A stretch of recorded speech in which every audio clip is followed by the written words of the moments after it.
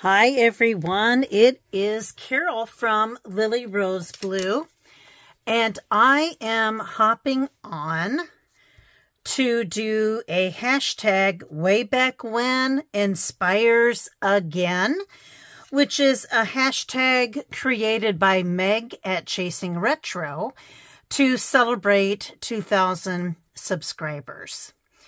So Meg has a fabulous video where she shared some childhood toys, cards that she had gotten as a child, that her parents, her mom, I'm assuming, saved for her, which is fantastic. And I love that. And big shout out to Meg and congratulations on 2,000 subscribers. That is wonderful and huge. So here I am sharing Red Dog. I never named Red Dog anything other than that because I guess in my childhood mind, that's what he was. So look at this adorable, albeit dirty face. Look at these soft, soft ears. They were and are still soft. This is his cute little body. He was well loved. You can see he's worn here. And his little itty bitty tail is broken. Probably because I did this a lot with him and broke his tail. But isn't he just the cutest, cutest guy? And I just said he was a guy because why not? Red Dog was given to me by my dad when I was about 3 years old. My dad was a postmaster and a postmaster trainer, and I grew up in Illinois. He would have to go into Chicago from time to time for meetings, and on this particular occasion, he didn't always bring home gifts, I promise. And I think that's why this is even extra, extra special to me, was that he brought me home this dog. Yeah. This is, I don't know if I have many other, I still have my trike, I guess. I was just trying to think if I had any other childhood memories. But anyway, this is Red Dog.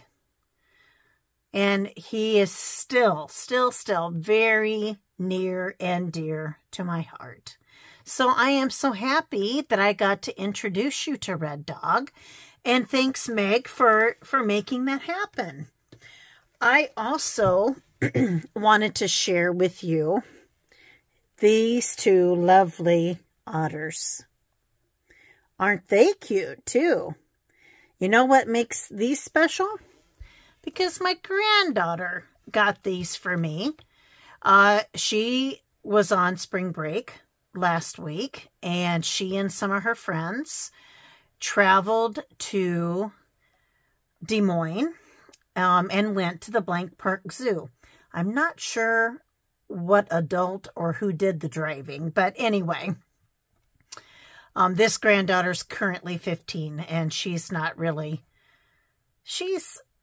super interested in driving. She's done a little bit. She did driver's ed, but yeah, she hasn't done much since. So, yeah, she went with the group of kids, but she brought me this back. Spent her own money on me. Isn't that special for your grandchild? Out of their own pocketbook, wallet, whatever, to spend money on their grandmother. That is so cool to me. I will always, always, always treasure these guys. They are so soft. They are so, I know plush animals are typically soft, but these two are, this mother baby or grandmother grandchild, we could say, are really, really soft. And I love the otter tail. So just wanted to share that with you too. Now, what inspires me, I would say my whole life I have been a huge reader. I think I have shared with you before.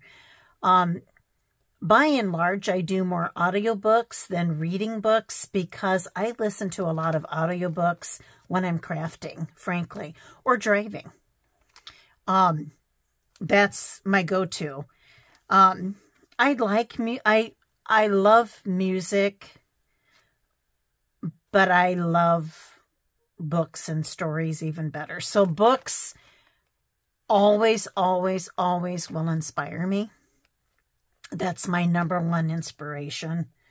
That, and I think preserving memories, right? And giving to other people, making something to give away. Now, this Ziploc bag here that you see is, I didn't write it very well. My 70s, this is a 2-gallon Ziploc bag. This is how I store my different themes, so to speak. So this is my 70s bag. I grew up in the 60s and 70s. Based on my math, Meg, and if I'm right, I think that you might have been born the year that I graduated high school. Yeah, I don't really kind of want to think about that, but I think that might be true. Anyway, this is my collection, my sourcing of things from the 70s, or that make me think of the 70s. Now, I will say, and here's strawberry shortcake, that might be an 80s thing. I will say, Meg, too, and for those of you that I loved all of those vintage cards that you showed, Meg, and absolutely would agree that those inspire me as well. Look at the old Pizza Hut. The old sign, too. And this must be... I must have looked this up and found out that this was from the 70s. So that's in there. This card must have... I think it was the style of the flower, which I think is true on some of those vintage cards from the 70s. This and the colors made me think of 70s. This piece of fabric and this piece of fabric. Here's another strawberry shortcake like. These may have come from Caramia. I'm not, or Carol. Somebody. I feel so horrible when I can't remember. You know, like I get stuff, I put it away, and I go to show it, and then I can't remember for sure who sent it to me. I need to start putting Post-it notes on stuff so I can keep track. And these are just 2 photos. I don't know any of these people, but it came in a package that said 1970s. Here's a Holly Hobbie-like girl. Yep. Cute, cute. Here is another card that makes me think of the 70s. Same way with this. We already saw that one, I think. All of this, the neon colors, also to me are 70s colors. And I know I had kids that were 90s kids. And,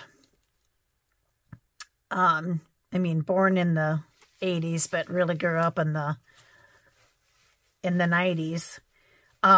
They wore neon colors, but to me, this is a little more subtler than neon. So to me, this is 70s. You guys, if you want to disagree with me, please do. And also, let me know, oh, hey, I think this is 80s versus 70s. I'm all for that. Just let me know. Also, this Holly Hobby-like paper that you saw that I had thrifted a while ago, that's in there. This ribbon, this isn't old at all, but it matched the color scheme.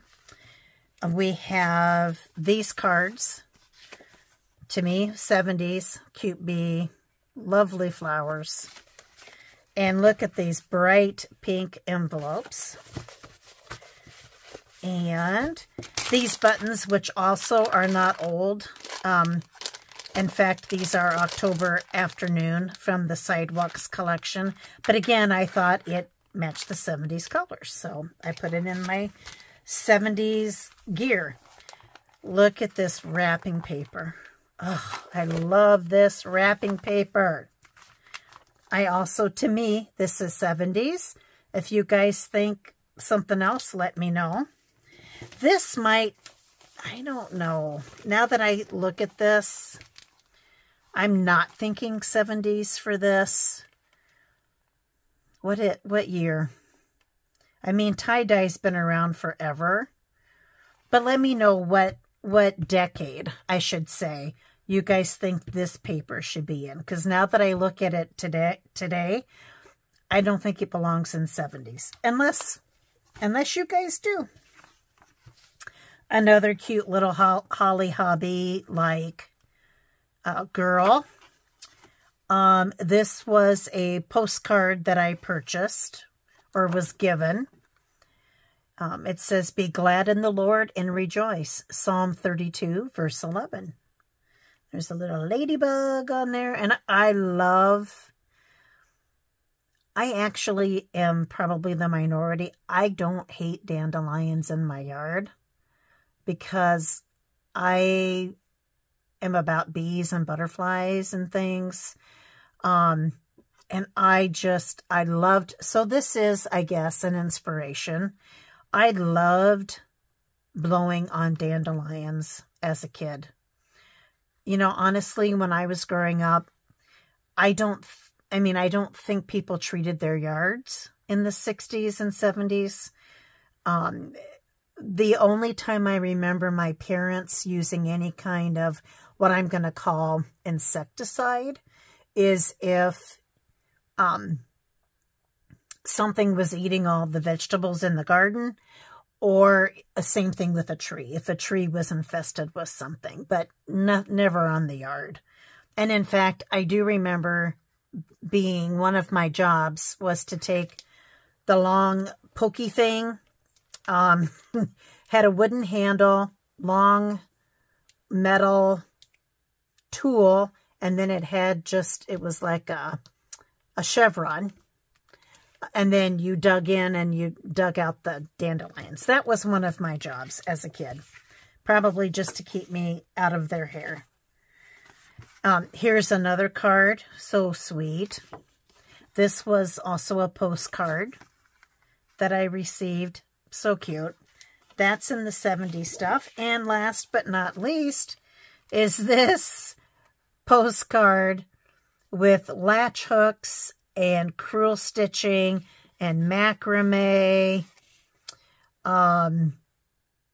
Yeah, to me, this is 70s as well. Let me know if you disagree. This has a day and a month, but not a year. So, shoot, I can't tell for sure. Anyway, this is my 70s, my current collection of what I deem 70s ephemera. That's what I, collectively we're going to call it ephemera. Is Strawberry Shortcake 70s or 80s? The more I think about this, I think it's the 80s. Not sure what to do with the tie-dye. Let me know. And with that, Grandma and grandchild otters say goodbye, as does Red Dog. We love you. Thanks for watching. Take care. Stay safe. Have fun. And God bless. Bye-bye.